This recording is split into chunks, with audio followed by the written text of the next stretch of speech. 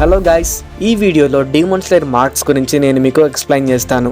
యాక్చువల్గా demon slayers వాళ్ళ full పొటెన్షియల్తో పవర్స్ని use చేసినప్పుడు వాళ్ళకు కొన్ని మిస్టీరియస్ స్టాటస్ వస్తాయి. వాటిని డీమన్ స్లేయర్ మార్క్స్ అంటారు. ప్రతి మార్క్లో ఒక యూనిక్నెస్ ఉంటుంది అండ్ అది వాళ్ళ బ్రీతింగ్ స్టైల్స్ని బట్టి ఉంటుంది. ఈ వీడియోలో హాషిరాజ్కి డీమన్ స్లేయర్ మార్క్స్ ఎలా వచ్చాయో అండ్ వాళ్ళ పవర్స్ని ఎక్స్ప్లెయిన్ చేస్తాను.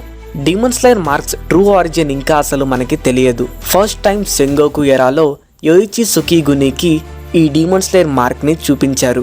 యోరిచికి demon slayer mark by birth వచ్చింది. దాన్ని చూసే ఆ ఎరాలో ఉన్న డీమన్ స్లేయర్స్ అందరూ కూడా ఆ మార్క్స్ని యాక్టివేట్ చేసుకున్నారు. డీమన్ స్లేయర్ మార్క్స్ వల్ల చాలా పవర్స్ వస్తాయి. లైక్ సూపర్ మ్యాన్కి ఉన్నంత శక్తి, మూమెంట్ స్పీడ్ అమాంతంగా పెరిగిపోవడం, నార్మల్ బ్రీతింగ్ యూజ్ చేస్తున్న యూజర్స్ కూడా చాలా పవర్ఫుల్గా యూజ్ చేస్తారు. టెక్నిక్స్లో చాలా చేంజెస్ వస్తాయి అండ్ దీనివల్ల నార్మల్ బ్రీతింగ్ యూజర్స్ కూడా అప్పర్ ర్యాంక్స్ లాంటి స్ట్రాంగెస్ట్ డీమన్స్ని డిఫీట్ చేసే ఛాన్సెస్ ఉంటాయి. డీమన్ స్లేయర్ మార్క్ రావడం వల్ల యూజర్కి లభించే ఇంకో మెయిన్ అబిలిటీ ఏంటంటే బ్రైట్ రెడ్ నిచరిన్ స్వాడ్. ఈ స్వాడ్ని ఒక్కొక్కరు ఒక్కొక్కలా యూజ్ చేస్తారు. టాంజిరో అండ్ యోరిచికి ఈ స్వాడ్ ఫుల్ కాంబాట్ ఫైట్స్లో ఉన్నప్పుడు ఆటోమేటిక్గా యాక్టివేట్ అవుతుంది. మ్యూచిరా అండ్ ఓబనాయ్ వాళ్ళకు మార్క్స్ వల్ల లభించిన పవర్ని గ్రిప్లో పెట్టుకోవడం వల్ల స్వాట్స్ని రెడ్ కలర్లోకి మార్చుకోగలిగారు. గ్యోమాన్స్ అనే మీ స్వాట్స్ని డీమన్ స్లేయర్ మార్క్స్ ఫుల్గా యాక్టివేట్ అయిన వాళ్ళతో క్లాష్ చేసుకోవడం వల్ల మార్చుకోగలిగారు. చెప్పాలంటే ఇది చాలా రేరెస్ట్ ఎబిలిటీ. అండ్ గ్యోమాన్స్ అనేవి ఎలాంటి యూజర్స్తో క్లాష్ చేసుకోవాలంటే వాళ్ళకి ట్రాన్స్పరెంట్ వరల్డ్ అనే టెక్నిక్ కూడా వచ్చి ఉండాలి. సో ఈ ఎబిలిటీ ఉన్న పర్సన్కి హ్యూమన్ బాడీలో ఉన్న muscles, blood flow, movements and దీని యూజర్కి చంపేయడానికి చాలా ఈజీగా ఉంటుంది. దీనివల్ల హెల్త్ కండిషన్స్ కూడా తెలుస్తాయి. సో ఈ టెక్నిక్ వల్లే యోరిచి ముజాన్ యొక్క 7 హార్ట్స్ అండ్ 5 బ్రెయిన్స్ని ఈజీగా కనిపెట్టగలిగాడు. టాంజిరో అలాగే ఆకాశ ఫైట్లో, గ్యోమై కుకుషెబో ఫైట్లో ఇలాగే చేశారు. డీమన్ స్లేయర్ మార్క్ అన్లాక్ అయిన వాళ్ళు యూజ్ చేసే చాలా పవర్ఫుల్ ఎబిలిటీ ఇది. యాక్చువల్గా డీమన్ స్లేయర్ మార్క్తో ఉన్న వాళ్ళు 25 ఇయర్స్ లోపలే చనిపోతారు. కుకుషెబో కూడా బాడీ పడే స్ట్రెయిన్ మీద యూజర్ లైఫ్ స్పాన్ అనేది డిపెండ్ అయి ఉంటుంది అని చెప్తాడు. మ్యూచిరో అండ్ గ్యోమైకి జరిగిన ఒక కాన్వర్జేషన్లో ఎక్కువ ఫిజికల్ ఎబిలిటీ కావాలంటే ఖచ్చితంగా మార్క్ అన్లాక్ అవ్వాలి, బట్ మార్క్ వల్ల కర్స్ ఎఫెక్ట్ కూడా ఉంటుంది అని గ్యోమై చెప్తాడు. అండ్ మార్క్ అనేది 25 ఇయర్స్ లోపలే అన్లాక్ అవుతుంది, బట్ గ్యోమైకి మాత్రం 27 ఇయర్స్ వచ్చాక కూడా మార్క్ అన్లాక్ అవుతుంది. బట్ గ్యోమై మాత్రం ఇమీడియట్గా చనిపోలేదు. కుకుషెబో తను కొన్ని అవర్స్లో చనిపోతాడు అని కూడా చెప్తాడు. సో కుకుషెబో చెప్పినట్టుగా గ్యోమై చనిపోతాడు అండ్ కుకుషెబో ప్రిడిక్షన్స్ కూడా కరెక్ట్ అవుతాయి. కర్స్ వల్ల అండ్ ముజాన్తో జరిగిన బ్యాటిల్స్ వల్ల వచ్చిన ఇంజురీస్ వల్ల చనిపోతాడు. సో డీమన్ స్లేయర్ మార్క్స్ ఉన్న వాళ్ళల్లో ఫస్ట్ యోరిచి ఉంటాడు. సో తనకి బై బర్త్ మార్క్ వస్తుంది అండ్ తనకి సూపర్ స్ట్రెంగ్త్ అయితే ఉంటుంది. ప్లస్ హిస్టరీలోనే స్ట్రాంగెస్ట్ పర్సన్ గా నిలిచిపోయాడు అండ్ బ్రీతింగ్ స్టైల్స్ ఫౌండర్ కూడా అయ్యాడు. ముజాన్ వర్సెస్ యోరిచి బ్యాటిల్లో యోరిచి ముజాన్ని సోలోగా ఆల్మోస్ట్ డిఫీట్ చేసేసాడు. బట్ మిగతా యూజర్స్ అలా లేరు, వాళ్ళకు అంత పవర్ కూడా లేదు. మెయిన్ థింగ్ ఏంటంటే తనకి డీమన్ స్లేయర్ మార్క్తోనే 85 ఇయర్స్ వరకు బ్రతికాడు. అది ఇప్పటి వరకు పెద్ద మిస్టరీ. సో నా ఒపీనియన్ ప్రకారం యోరిచికి ఆ మార్క్ అనేది బై బర్త్ న్యాచురల్ గా వచ్చింది కాబట్టి and first demon slayer mark user కాబట్టి. సో మీ ఒపీనియన్ ని కూడా కామెంట్స్ లో చెప్పండి. సెంగోకు ఎరాలోని ఇంకొక స్ట్రాంగెస్ట్ డీమన్ స్లేయర్ అయిన మిచికాట్సు సుకిగుని హిస్టరీలోనే సెకండ్ స్ట్రాంగెస్ట్ డీమన్ స్లేయర్. తన మెయిన్ మోటివ్ ఏంటంటే తన బ్రదర్ యోరిచిని ఎలాగైనా సర్పాస్ అవ్వాలి అనేది. అండ్ తను కూడా డీమన్ స్లేయర్ మార్క్ ని అన్లాక్ చేసుకుంటాడు. తను కూడా యోరిచి లాగే ట్రాన్స్పరెంట్ వరల్డ్ ఎబిలిటీని చాలా కష్టపడి నేర్చుకుంటాడు. దాని వల్ల కుకుషెబో మ్యూచిరోతో ఫైట్ చేస్తున్నప్పుడు తనే తన క్లాన్ కి సంబంధించిన వాడు అని చెప్తాడు. అండ్ ఇప్పుడు మన మెయిన్ ప్రొటాగనిస్ట్ అయిన టాంజిరో కమాడో. ప్రెసెంట్ టాంజిరోకి కూడా డీమన్ స్లేయర్ మార్క్ ఉందని అందరికీ తెలుసు. And Tanjiro family sun breathing users కి దగ్గరగా ఉండడం వల్లనే తనకు ఫోర్ హెడ్ మీద వచ్చిన స్కార్ ఒక డీమన్ స్లేయర్ మార్క్ లాగా ట్రాన్స్ఫార్మ్ అవుతుంది. హాషిరా ట్రైనింగ్ ఆర్క్ తర్వాత తన మార్క్ అలానే ఉండిపోతుంది. సైజ్ కూడా అలాగే ఇంక్రీజ్ అయిపోతుంది. టాంజిరో మార్క్ ఎగ్జాక్ట్ గా యోరిచి అండ్ మిచికాట్సు లాగే ఉంటుంది. అండ్ తనకి ఫస్ట్ మార్క్ యాక్టివేట్ అయ్యేది అప్పర్ ర్యాంక్ 6 గ్యోటరోతో ఫైట్ చేసేటప్పుడు. టాంజిరోకి ఆ ఫైట్ లో ఆర్మ్ స్ట్రెంత్ అనేది అమాంతంగా పెరిగిపోతుంది. తనకి డ్రాగన్స్ అండ్ హాలో డాన్స్ అనే టెక్నిక్ ని హంటెంగుతో చేసిన బ్యాటిల్ లో వాడతాడు. మార్క్ అకాసాతో రీమ్యాచ్ జరిగేటప్పుడు మళ్ళీ వస్తుంది. టాంజిరో మార్క్ పవర్స్ ని చాలా తక్కువ సేపు మాత్రమే యూజ్ చేయగలడు. అది మనకి తను ప్రతిసారి అప్పర్ ర్యాంక్స్ తో బ్యాటిల్ చేసినప్పుడు ప్రూవ్ అవుతుంది.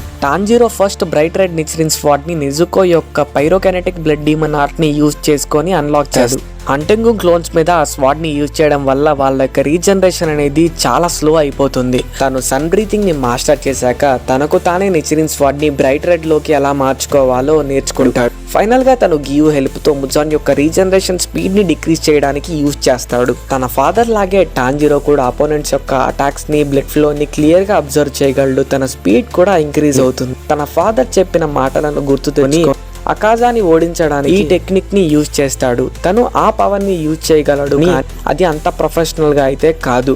సో అందుకే ముజాన్ తో చేసిన బ్యాటిల్లో కూడా ప్రాపర్ గా యూజ్ చేయలేకపోతాడు. మ్యూజిరో టోకిటో జస్ట్ 14 years లో హాషిరా అయ్యాడు.